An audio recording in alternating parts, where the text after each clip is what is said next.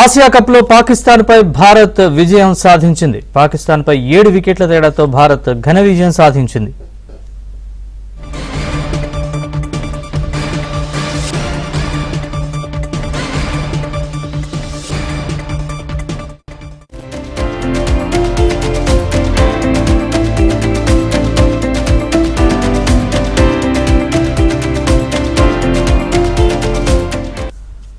Asia cup లో పాకిస్తాన్ పై భారత్ విజయం సాధించింది. పాకిస్తాన్ పై 7 వికెట్ల తేడాతో భారత్ ఘన విజయం సాధించింది.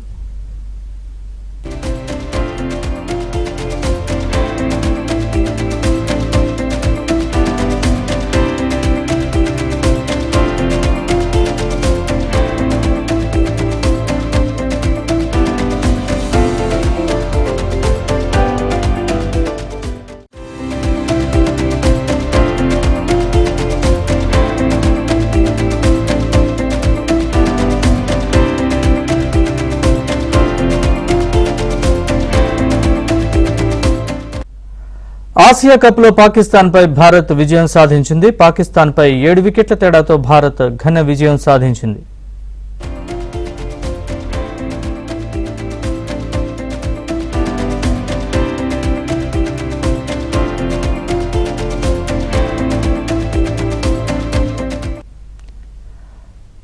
పాకిస్తాన్ 9 వికెట్ల నష్టానికి 127 పరుగులు చేయగా భారత్ 3 వికెట్ల నష్టానికి 131 పరుగులు చేసింది.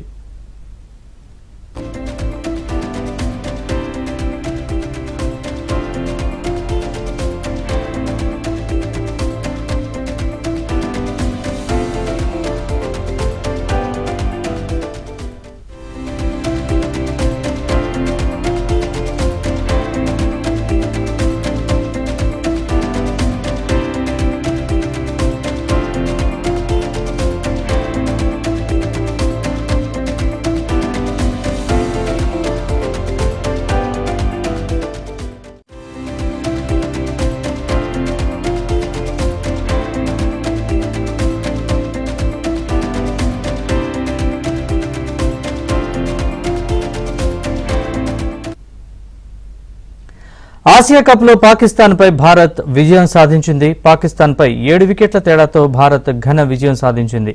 పాకిస్తాన్ 9 వికెట్ల నష్టానికి 127 పరుగులు చేయగా భారత్ 3 వికెట్ల నష్టానికి 131 పరుగులు చేసింది.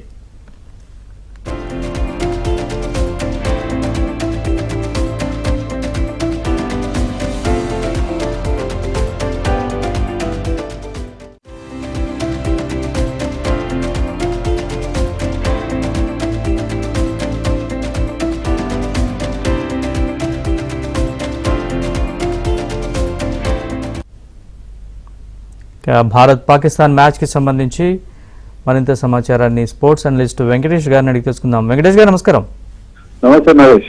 వెంకటేష్ గారు, మరోసారి భారత్ పాక్ ని చిత్తు చేసింది. సో ఎట్లా అని ఓవరాల్ గా మ్యాచ్ పై మీ అనాలిసిస్ ఏంటి? టోటల్ గా India out played Pakistan in all departments, batting, bowling, fielding అన్నిట్లో కూడా ఇండియా టోటల్ గా డామినేట్ చేసింది. ఎక్కడ కూడా ఎలాంటి ఏదో ఒక చిన్న టీం అంటే పాకిస్తాన్ లాంటి టీం లా కాకుండా ఏదో ఒక చిన్న టీం ని ఓడించినట్టుగా చాలా చాలా కంఫర్టబుల్ గా ఈ మ్యాచ్ లో ఇండియా గెలిచిందని చెప్పాలి. బ్యాటింగ్ లో కానీ బౌలింగ్ లో కానీ మన ప్లేయర్స్ అందరూ కూడా డామినేట్ చేశారు. స్పిన్నర్స్, ఫాస్ట్ బౌలర్స్ అండ్ మన బ్యాటింగ్ డిపార్ట్మెంట్ లో కూడా ఎవరు కూడా, ముఖ్యంగా అభిషేక్ శర్మ స్టార్టింగ్ లో ఇచ్చాడు. అంతేముందు తర్వాత వచ్చిన బ్యాట్స్మెన్ కి చాలా ఈజీ అయింది టార్గెట్ ని. అలాగే వెంకటేష్ గారు, కుల్దీప్ యాదవ్ కావచ్చు, అక్షర్ పటేల్ కావచ్చు, బుమ్రా, ఇలా బౌలింగ్ కూడా వాడి గురించి ఏమని చెప్తారు? బౌలింగ్ అందరూ ఎవ్రీబడి హాస్ కంట్రిబ్యూటెడ్. ఎందుకంటే హార్దిక్ పాండ్యా స్టార్టింగ్ లో వికెట్ అందించారు. తర్వాత Bumrah, followed by spinners Axar Patel కానీ, కుల్దీప్ అండ్ వరుణ్ చక్రవర్తి, మన 5 బౌలర్స్ కూడా వాళ్ళందరూ కూడా వికెట్లు తీశారు. సో పాకిస్తాన్ ని ఎప్పుడైతే 127 కట్టడి చేశారో మనకి ఈజీగా అర్థమైంది ఇండియా ఈజీగా గెలుస్తుందని చెప్పి. బ్యాటింగ్ స్టార్ట్ చేసినప్పుడు అభిషేక్ శర్మ లాస్ట్ మ్యాచ్ లో ఎలాగైతే ఒక ఫ్లయింగ్ స్టార్ట్ అందించాడో, ఒక ఎక్స్ప్లోజివ్ స్టార్ట్, అలాగే ఇక్కడ కూడా అతను చాలా 13 బాల్స్ లో అతను 31 రన్స్ చేయడం.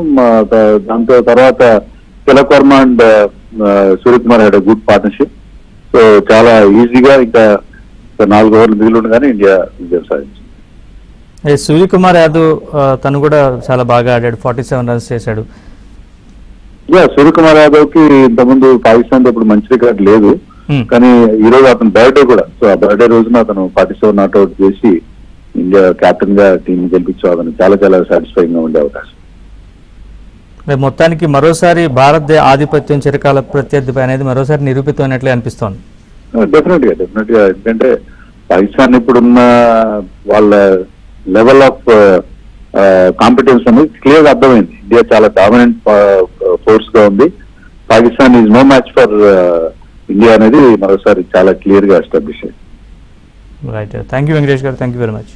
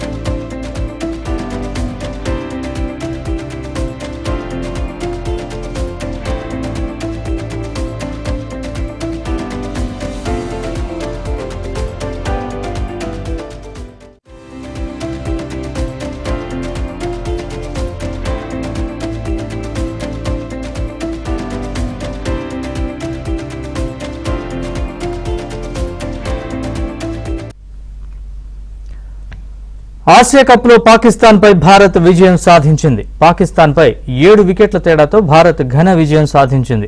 పాకిస్తాన్ 9 వికెట్ల నష్టానికి 127 పరుగులు చేయగా భారత్ 3 వికెట్ల నష్టానికి 131 పరుగులు చేసింది.